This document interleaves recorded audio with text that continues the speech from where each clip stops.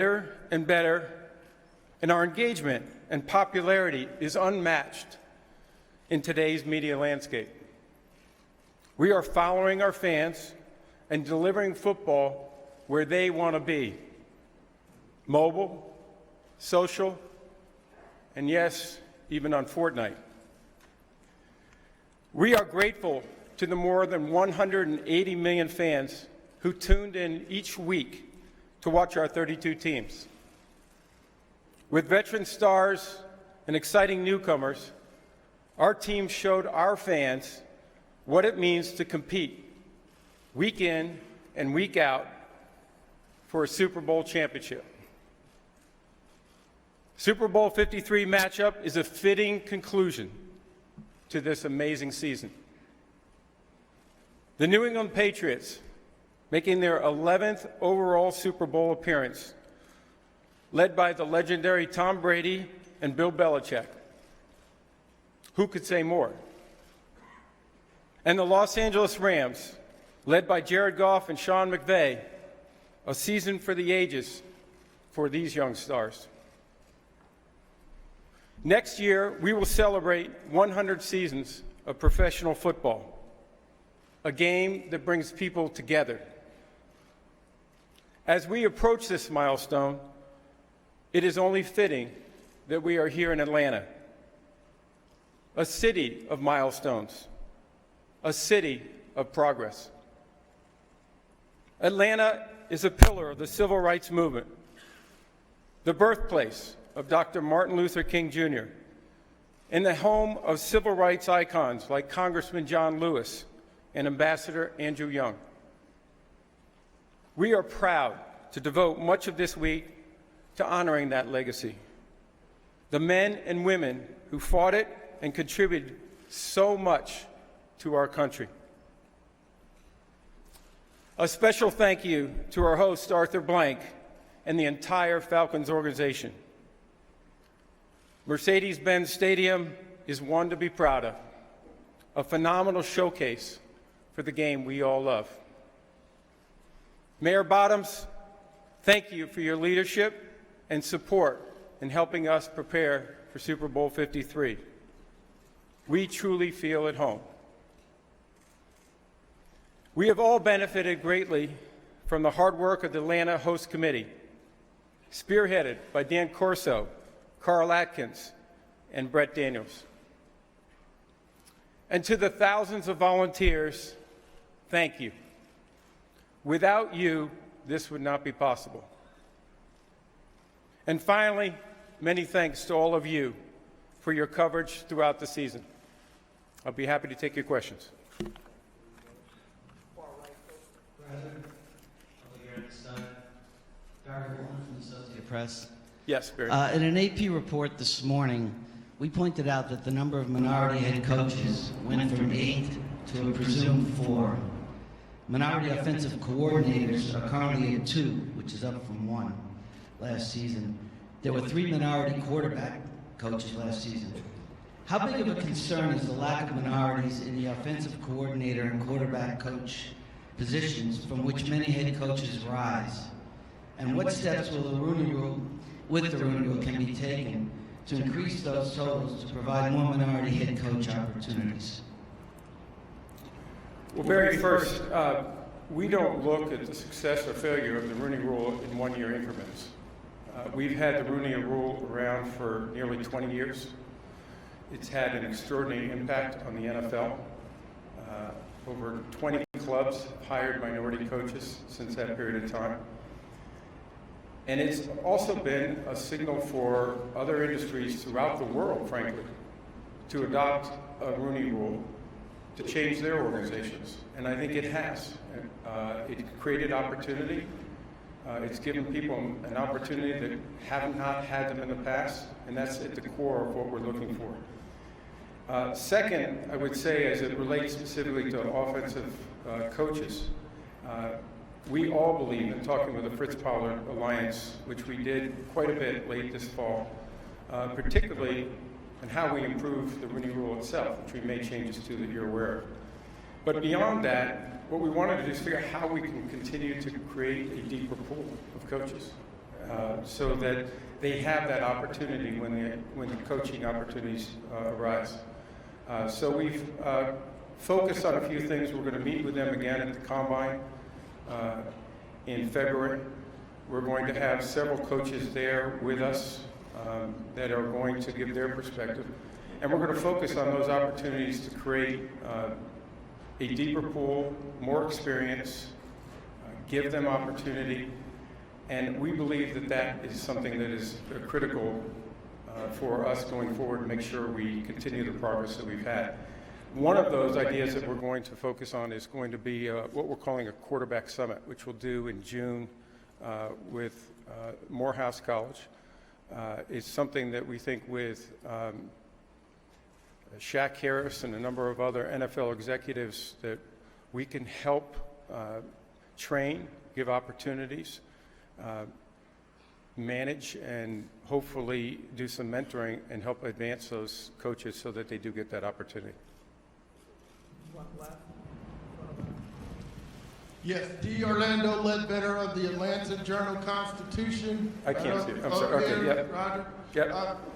What must Atlanta do here the rest of the week to ensure that there's not another 19-year gap between hosting Super Bowls? And how has it been, how has the city performed thus far given the weather scare earlier in the week? Well, first, Atlanta has done an incredible job. I met with our team yesterday and again this morning that have been down here preparing for this game. I think all the preparations that need to be made have been made.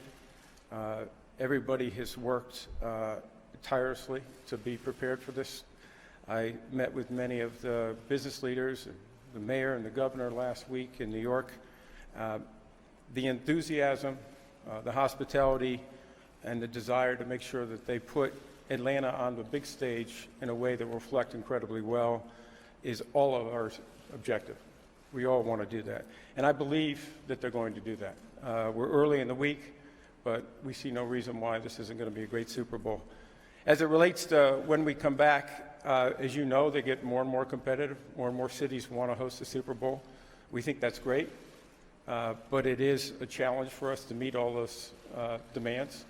But I also believe not only is this city an incredibly important city to us, but I think the new stadium is one that I think everyone's going to marvel at on Sunday. I just think it's an extraordinary stage for all of us. Roger, Sam Farmer, Los Angeles Times. 3 of the 4 California teams are currently playing in temporary stadiums. Are you optimistic that Oakland and the Raiders can set aside their differences so that the team can spend a final season in the Coliseum? And if not, do you expect the Raiders to stay in the Bay Area? Is San Diego a realistic option for a year before they move to Las Vegas? And at what point does the uncertainty become a problem for the league in terms of schedule? Well, Sam, many of those issues are obviously issues that the Raiders are taking the lead on. They've been having a variety of discussions with officials, looking at their options, making sure that they evaluate that. It's unfortunate that litigation was filed prior to their final season in Oakland, but that's the reality. That was filed by the city. I'm hopeful that they'll get a resolution soon. As far as timing, the key thing on the timing is our schedule. We need to make a schedule, obviously, for the 2019 season, and that the sooner the better for us at that.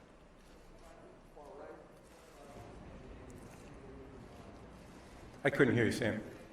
Viable. Would San Diego be viable as an I option? think the hope of Mark is to continue to be in the Bay Area with his Raider fans. Hi, Roger, to your right. Ben Bowlen from the Boston Globe. Wanted to ask you about Josh Gordon. I know over the years you struck up a relationship with him and have grown fond of him. Have you had any contact with him since his suspension, and do you foresee a path back to the NFL, or is that door closed? Well, Ben, directly, I have not spoken to him since this last suspension. As you know, he's in treatment. You know, he's a young man who's had a lot of challenges. I have gotten to know him. I understand the struggles and the challenges that he's had to go through, and he is working at it. He understands what he has to do. He understands the importance for him, and this is well beyond football. This is for his life, and to make sure that he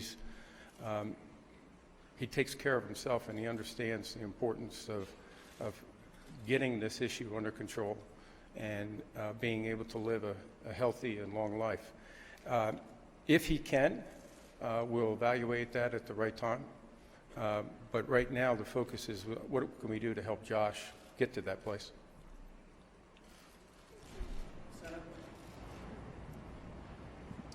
Roger, Jeff Duncan of NOLA.com and the Times-Picayune in New Orleans, where you are a trending topic once again. Just in time for Mardi Gras, I might add. Can't wait to see that. Can you address the no call that marred the end of the NFC Championship game, specifically what and how the league handled it internally, both that night and in the days thereafter? Will there be any repercussions on the officials involved? And finally, what can the league do, if anything, to ensure that something like this doesn't happen again? Well, Jeff, let me start just on the basis, listen, we understand the frustration of the fans. I've talked to Coach Payton, the team, the players. We understand the frustration that they feel right now, and we certainly want to address that. So whenever an officiating is part of any kind of discussion post-game, it's never a good outcome for us. We know that, our clubs know that, our officials know that. But we also know our officials are human. We also know that they're officiating a game that moves very quickly and have to make snap decisions under difficult circumstances. And they're not going to get it right every time. As I say, they're human. We have worked very hard to bring technology in to try to make sure we could do whatever's possible to address those issues. But technology is not going to solve all those issues. The game is not officiated by robots. It's not going to be. But we have to continue to go down that path. Go back specifically on Sunday night, I think Coach Payton spoke to Al Riveron, our head of officials, immediately after the game. Al told him that that's a play we want to have called. I have spoken to him. Troy Vincent, the head of football operations, have spoken to him. I've spoken to Mrs. Benson. Coach has also spoken to the competition committee, Rich McKay, the chairman. So there's been a great deal of communication and making sure that they understand that. As far as where we can go, we will look again at instant replay. There have been a variety of proposals over the last, frankly, 15, 20 years of should replay be expanded. It does not cover judgment calls. This was a judgment call. The other complication is that it was a no call. And our coaches and clubs have been very resistant, and there has not been support to date about having a replay official or somebody in New York throw a flag when there's no flag. They have not voted for that in the past. It doesn't mean that we won't. It's something that we're going to put to the competition committee, see if there's an answer to that. But the reality is that's been at least an opposition philosophically for many clubs. Roger, Bob Glauber over here from Newsday. Has your thinking evolved on the idea of using replay to cover officiating calls? And if so, do you have a line of thinking about whether you would recommend to the competition committee, which you have done before on other issues, that they think seriously about including penalties in the replay review system? Well, Bob, first off, I thought you were going to ask about AR, but you didn't today. But as it relates to what I think my role is to make sure that the competition committee understands that this is critical for us to analyze, to evaluate, and try to see if there's a better solution than what we have today. As you know, our rules do evolve. We have made changes to our rules every year. We try to get better. We try to learn. And I think that has been very effective. I think the game has never been healthier. I don't think the game has ever been officiated at this level. It's extraordinary. And I want to say about our officials, they're men and women of high integrity. And they're people that, when people are talking about officiating, they know that's not the outcome they want. And so I know they're disappointed also, but they work hard to make sure we improve officiating, and I think they do an excellent job. But as I say, they're human. I think the committee will definitely consider this. Is always what happens in the competition committee is not just considering a solution, but what are the unintended consequences to that solution. And that's part of this issue of not wanting a replay official or official back in New York throwing a flag on a no call. If that happens, you could have multiple fouls on a play that people are looking at. Now, there's solutions for this, and I'm not suggesting that. That's what the committee has to focus in on. What are the solutions? What are the unintended consequences? And come up with something that we think can keep the competitive nature of our game, but also improve officiating. Commissioner Richard Graves from Sky Sports in the UK. The NFL have announced there'll be 4 games once again this year going forward, 2 of which will be played at Tottenham Hotspur's new stadium. I wonder, what is the vision now, as far as the NFL is concerned, for football in the UK, and how much closer, if at all, do you feel we are to this idea of having a team based over there?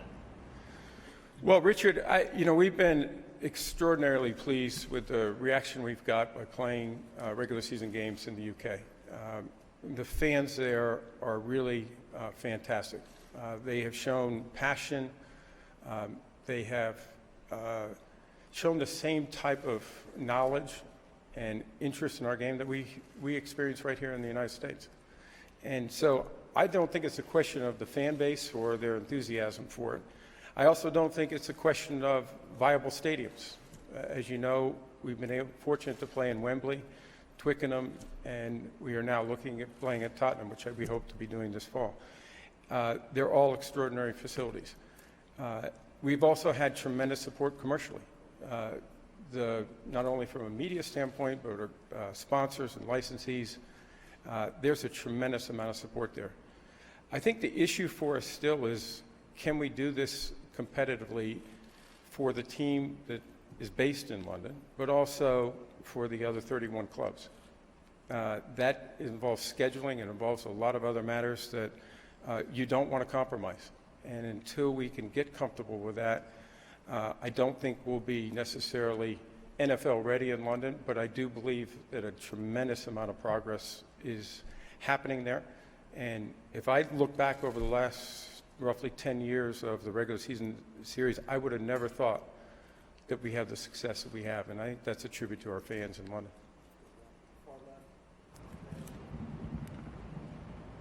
Roger, over here, Mark Maskey from the Washington Post. Yes, Mark. Roger, did you believe that the NFL rulebook gave you the authority to overturn the result of the Rams-Saints games if you had chosen to do so and order the game replayed from the point of the missed call? And if so, did you give any consideration at all to that? Mark, absolutely not. I mean, I think it's clear, and I actually wrote down the rule, which I think has been distributed to the media, but the commissioner will not apply his authority in cases of complaints by clubs concerning judgmental errors or routine errors by game officials. Games involving such complaints will continue to stand as completed. So that was not a consideration.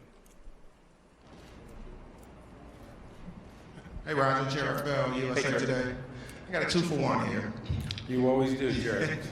But, just to add on to the discussion about expanding replay and obviously knowing your involvement and your recommendations in the past on things like the catch rule, is it almost fair to expect it to be a bare minimum that you will kind of advise the committee to consider helmet to helmet as a reviewable play as you talk about expanding instant replay? That's the first question. The second one is about the Kaepernick effect. When you think about the stain on the NFL shield, which is reflected by artists not wanting to associate with the NFL and the halftime show and things of that nature. What can you do to reverse that sentiment? Well, let me start with your helmet-to-helmet issue. I'm not going to advise on a solution to the helmet-to-helmet. That's what our committee is for. I will work with them. I'll meet with them. I'll give them my opinion. We'll push the committee to make sure that we're thinking about every creative solution possible. But when you go back and look at the season on the helmet-to-helmet, I think the changes that were made were extraordinarily important to our players and to the game of football. I think most people would have seen it very easily. I certainly noticed, and our football people noticed, a change in the way the game is played. It was safer. Techniques that we find dangerous to our players were taken out of the game, and that's critical. And I believe that our players and our coaches did a marvelous job of adjusting to that. There was a lot of discussion, as you know, prior to the season. We dealt with it with fouls on the field, fines, and also warning letters. I think we had less than 10 repeat offenders throughout the entire season. So that demonstrates to me a tremendous job by everyone. People in our office, in the football operations, our players, our coaches, communicating, understanding what we're looking for. And this was driven by our coaches, Jarrett, as you know. And I think that's the critical nature of this. And so we're going to look at that, see what else we can do that may or may not include a replay. We'll have to look at that. And your second one, we have great artists performing all week here in Atlanta. We're extremely pleased with the diversity, the quality, and the excitement that's around our entertainers. And this is the biggest stage in the world. And I know people want to be part of that.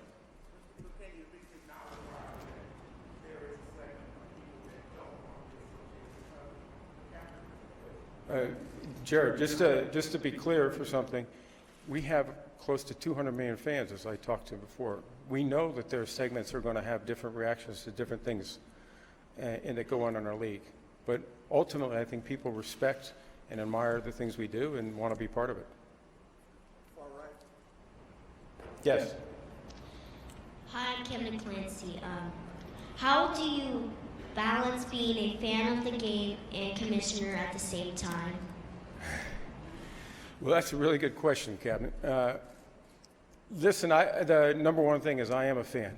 I like to tell people all the time, I became a fan when I was 5 years old, probably a little bit younger than you. And I love the game. I always did. And that hasn't changed at all. My passion for the game and my interest in the game is what drives me. And being able to help and support that as commissioner and to have an influence ultimately on the growth of the game, the success of the game, the health of the game is something that I don't think separates me from my role as a fan. I think the two go really well together. And I'm not sure you could do this job as commissioner without being a very enthusiastic and passionate fan. It's a good question, though, Camden. Roger, Sal Papantonio from ESPN. Good afternoon. Hey, Sal. Roger, going back to the situation in New Orleans in the NFC Championship game, I think football fans all over the country, and especially in New Orleans, just want to hear in your own words what you may have said to Coach Payton or Mrs. Benson about the situation and what you thought of the play. Sal, you know that I never disclose my private conversations with anybody. I was very open, just as I was here. It's a play that should be called. We're going to make sure that we do everything possible to address the issues going forward and see if there are improvements that we can make through instant replay or anything else. I understand the emotions. It's important as commissioner and all of our staff, which several of us have done, is to hear that emotion, whether it's frustration, disappointment, anger. Those are things, quite frankly, I hear frequently during the season from clubs. But I understand the stage, and I understand the importance of it to New Orleans and to this franchise and to the NFL. And so I made them aware of the fact that I was committed to doing everything possible to think outside the box and try to come up with solutions. Roger, Judy Batista from the NFL Network. Hi, Judy. Good morning.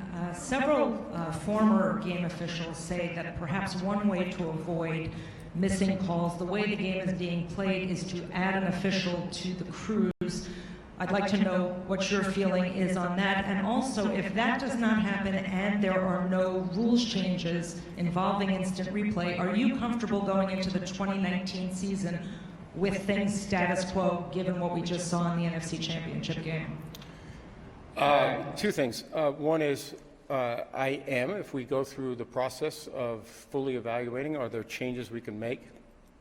If we determine that it is not in the best interest of the game, through the competition committee and through our membership, that's how we operate. And as long as we do that with a sincere effort to improve the game, that's where we'll go. On the first part of it, I don't think adding an official is an answer to all the issues, and to particularly this issue. We have evaluated an eighth official for many years. It's on the competition committee agenda. It has been for several months. And so we will explore that. But I think that in and of itself is not just going to be a simple, that will avoid all mistakes. Again, adding an eighth official is one more human. One more human that will make mistakes like all the rest of us. I don't know. Roger, Mike Bettis from the Weather Channel. Current forecast for the game 62 and cloudy. You have the sole discretion whether or not the roof is open or closed. Which way are you leaning? Thanks for the update on the weather. I didn't know that one. I think as we get closer to the game, we'll evaluate that. We've talked an awful lot about, we love the idea of being able to show off the technology and the roof that exists here at the Mercedes-Benz Stadium.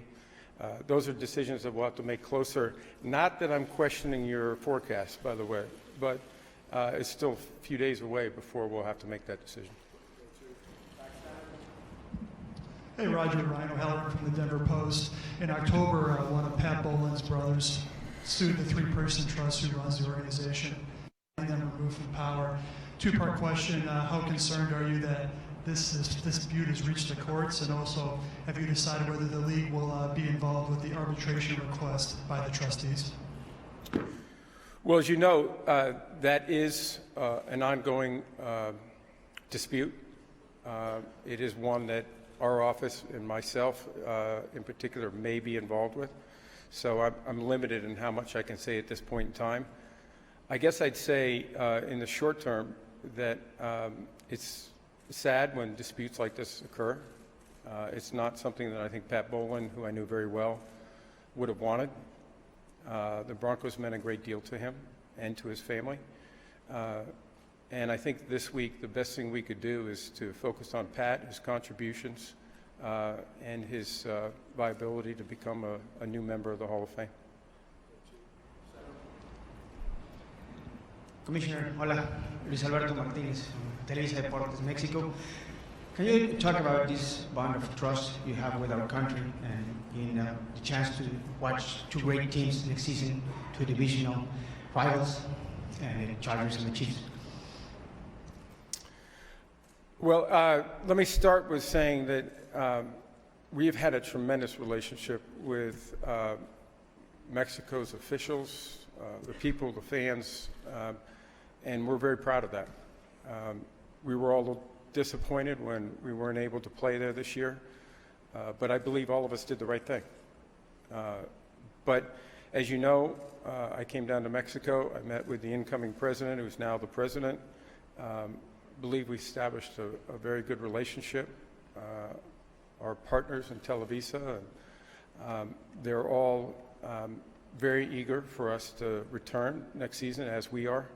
And I believe we're going to continue that relationship. And I believe that we're going to continue to grow the game of football in Mexico. I think we're going to be great for Mexico because I think it puts it on a stage that I think is great for the country and show all of the assets and the value that Mexico have. but I also think it's great for the NFL and for our fans, most importantly. Roger, Gary LaPlante, 7 News WHGH in Boston, the news station. I have 2 quick questions for you. First, the league is taking some heat over the canceled halftime news conference. Could you explain the decision to cancel that Room 5 news conference? I wasn't expecting that one. I will tell you that when we have looked at how we do things around the Super Bowl, that includes press conferences, that includes announcements, we have all looked at how the world is changing. And for us, and particularly for our artists in this case, one of the things they really wanted to do is be able to use the new opportunities that we all have through social media and other platforms to be able to reach their fans directly, tease the show a little bit, make sure they understand the inside of what's happening. And I think both the NFL, Pepsi is our sponsor of that, and our artists are very excited about that. We think it's innovative, we think it's great for our fans, and we support that. And as we look forward to the future, there may be more changes like that.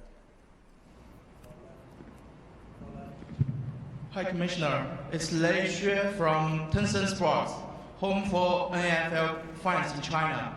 The NFL has seen a significant growth in our global fan base and demonstrated a commitment to bring the game closer to fans outside of U.S.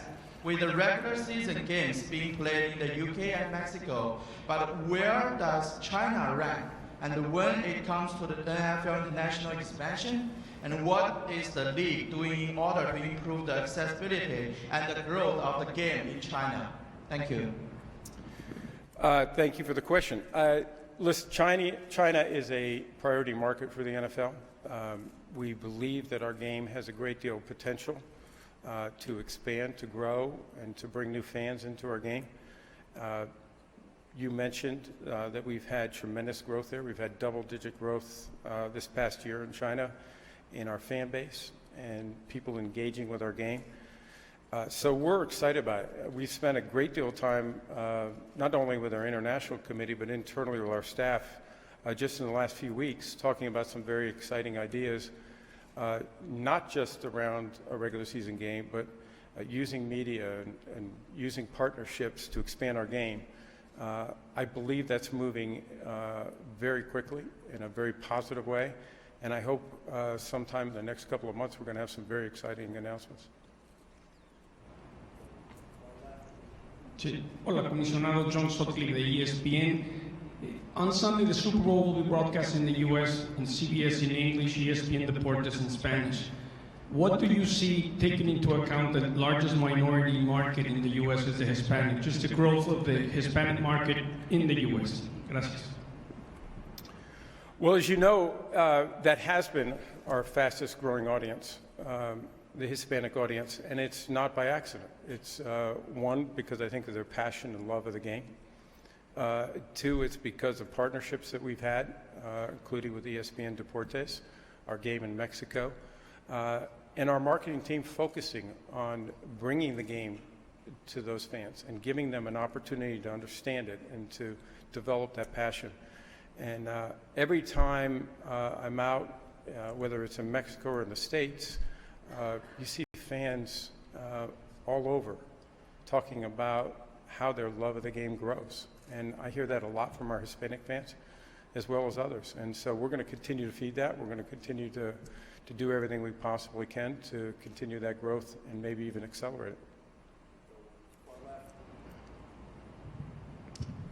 Commissioner Dave Gutierrez with NBC News. With regards to the NFC Championship controversy, why did you wait so long in order to address the controversy? And what would you tell, again, those Saints fans? Should the Saints be here, and is this game tainted? As I said to you, we addressed this immediately after the game. We spoke to the coach. The coach announced the conversation and the fact that this play should have been called. And we had several conversations with those clubs and other officials over the next several days. That's our process. That's what we always do, particularly with judgment calls. And so it was handled no differently, other than to make sure that we listened and communicated that to the officials. They did a lot of communicating. We did a lot of communicating for things like Rule 17 and others that came up. As I said to you, over our history, unfortunately, we have had officiating errors and other factors that have been a lot of focus and news, but the game of football is played on the field, and they're played by humans, they're coached by humans, and they're officiated by humans. And that's what our game is. And so we think that we're proud, obviously, of having the Patriots and the Rams here. We understand the disappointment of the Saints fans, the organization, and the players, and we understand that. This is Clarence Hill with Fort Worth Star-Telegram. The Cowboys haven't been to the Super Bowl since 1996, but Jerry Jones has a role with the Rams in the Falcons Stadium through his Legends hospitality. Is that a conflict of interest in how other teams view that, or is that simply just good for business? Clarence, that's not unusual. He actually had a role through Legends of selling PSLs here in this market and tickets. And so Legends as a company, which Jerry has a ownership interest, a significant ownership interest in, has been a very successful marketing company. They have a specialty in how to market new stadiums, and they have been extremely effective. So our clubs have used them if they believe that that's the best option for them, and they have been in many cases. Dana Jacobson with CBS News. Commissioner, you mentioned the stadium Mercedes-Benz, and Arthur Blank's pricing model that he rolled out obviously has had an impact there. We've seen it now in some baseball stadiums, also a few other NFL teams are following suit. Is this fan-friendly pricing model something that you'd like to see other teams try to adapt into their stadiums? Absolutely, and I think the innovation and I think the courage of Arthur Blank and the Falcons organization, I think they listened to their fans.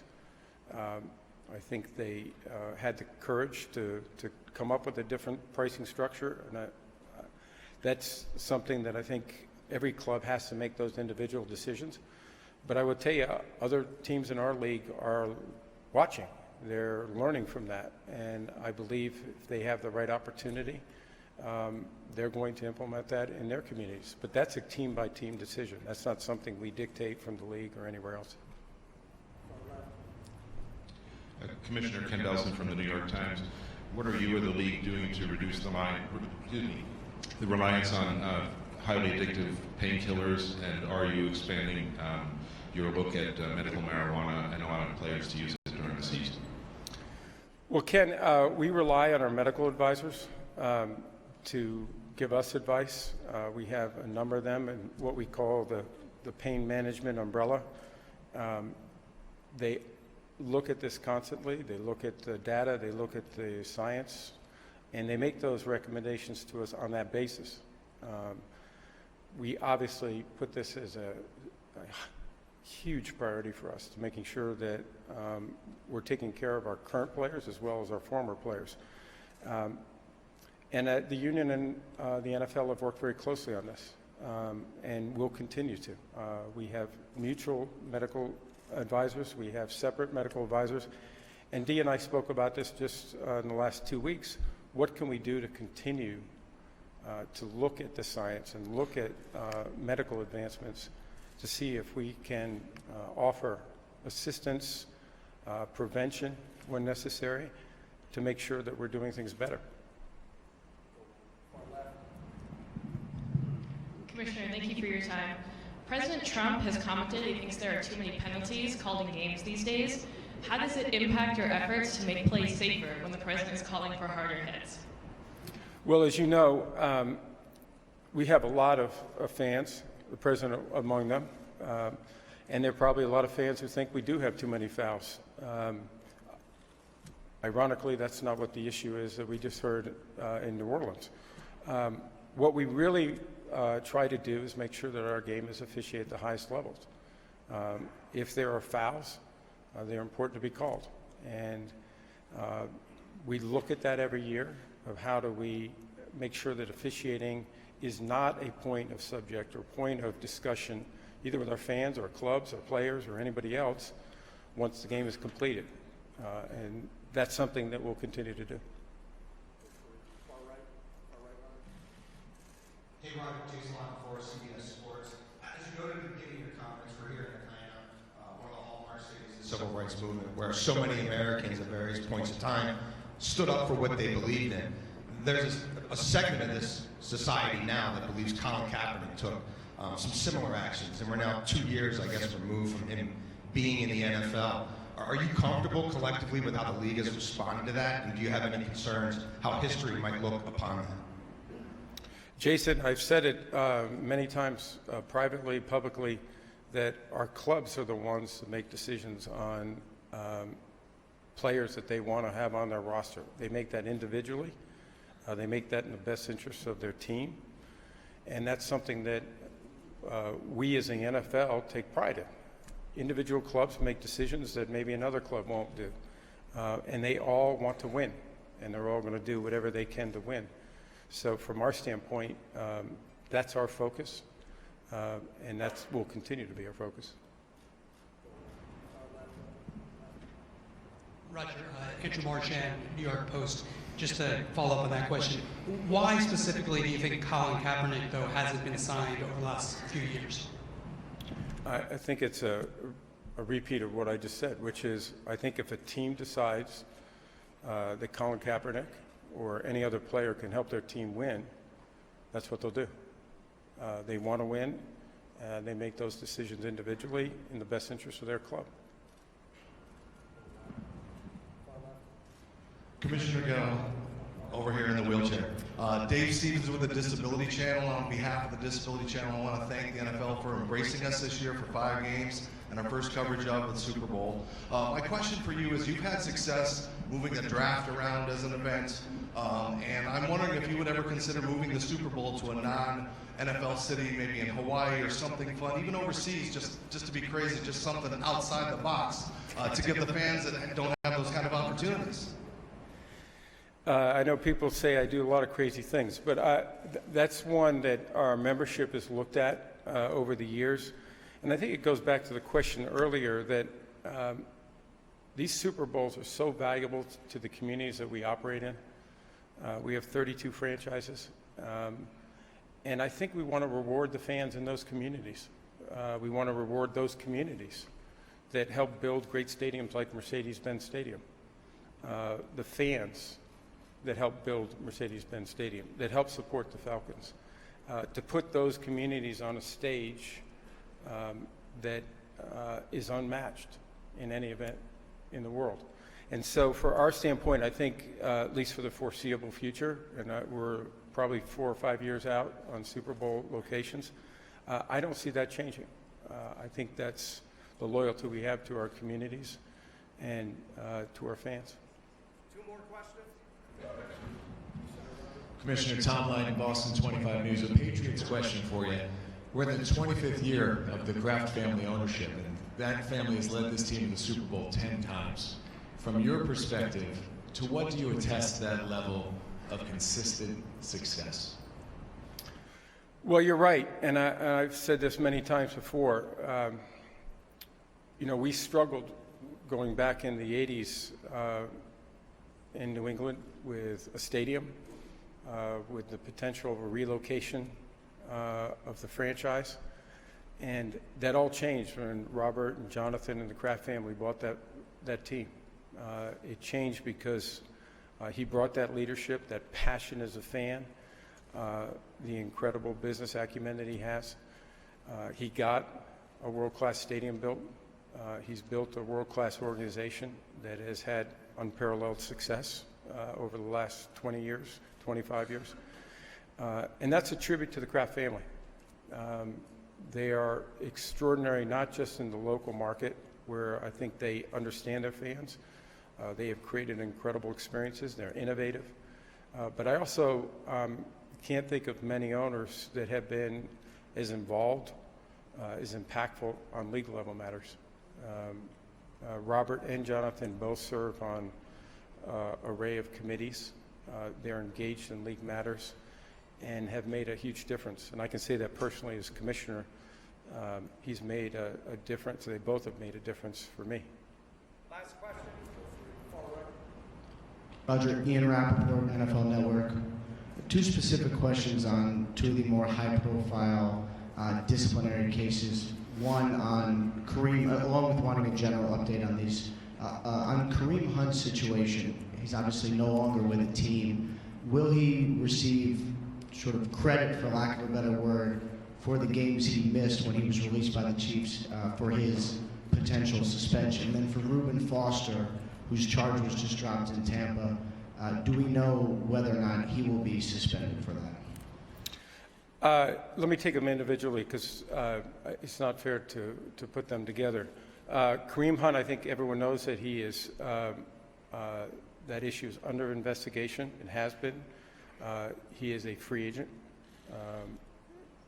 If he is signed by a club, I think all clubs understand that he'll go on the commissioner exempt list at that point in time until the discipline process has concluded. Whether there's discipline or not discipline, we would finish the investigation and then make a determination. So that's, that hopefully will happen soon, but we haven't concluded the investigation and we're working to do that. There has been a tremendous amount of progress, though, in that investigation over the last, I'd say, 30 to 60 days. On Reuben Foster, you mentioned that his charges were dropped. We continue our investigation into that. Whether the charges are dropped doesn't necessarily mean there isn't a violation of our personal conduct policy. Reuben and I have met before. We will talk again. But we'll conclude that investigation, make a determination, and we'll go from there. Okay, thank you. Photo, trophy. Where I can just stand right in the center. Yep.